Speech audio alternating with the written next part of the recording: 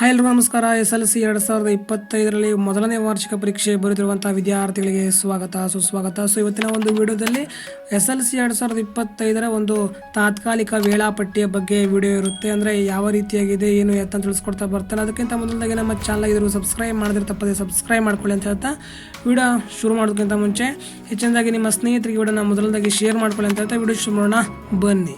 So 2025ರ ಒಂದು ವಾರ್ಷಿಕ ಪರೀಕ್ಷೆಯ ಮೊದಲನೇ ವಾರ್ಷಿಕ ಪರೀಕ್ಷೆಯ ದಿನಾಂಕ ಬಂದು ಮಾರ್ಚ್ 24ರಿಂದ ಎಕ್ಸಾಮ್ಗಳು ಸ್ಟಾರ್ಟ್ ಆಗುತ್ತೆ. ಮಾರ್ಚ್ 24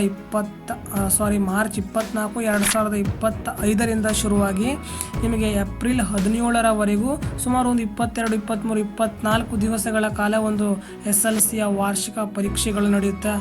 ಆದರೆ ಈಗ ಸರ್ಕಾರ ಅಥವಾ ಒಂದು ಕರ್ನಾಟಕ ಪರೀಕ್ಷಾ ಮೌಲ್ಯನಿರ್ಣಯ ಮಂಡಳಿ ಕಡೆಯಿಂದ ತಾತ್ಕಾಲಿಕ ವೇಳಾಪಟ್ಟಿ ರಿಸೀವ್ಡ್ ಆಗಿರುವಂಥದ್ದು. ಇದುವರೆಗೂ ಅವರು ಒಂದು ಒರಿಜಿನಲ್ ಆಗಿ ವೇಳಾಪಟ್ಟಿಯನ್ನು ಬಿಟ್ಟಿಲ್ಲ, ತಾತ್ಕಾಲಿಕ ಟೆಂಟೇಟಿವ್ ಆಗಿ ಒಂದು ವೇಳಾಪಟ್ಟಿಯನ್ನು ಬಿಟ್ಟಿರುವಂಥದ್ದು. ಈಗ ಆಕ್ಷೇಪಣೆ ಸಲ್ಲಿಸುವಲ್ಲಿ 1-2 ವಾರಗಳ ಕಾಲಾವಕಾಶ ಬಿಟ್ಟು ನಂತರ ಪ್ರಸ್ತುತವಾಗಿರುವಂತಹ ವೇಳಾಪಟ್ಟಿಯನ್ನು ಡಿಸೆಂಬರ್ 2ನೇ ವಾರದಂದು ಬಿಡುಗಡೆ ಮಾಡ್ತೇವೆ ಅಂತ ಮಾಹಿತಿ ಇದೆ.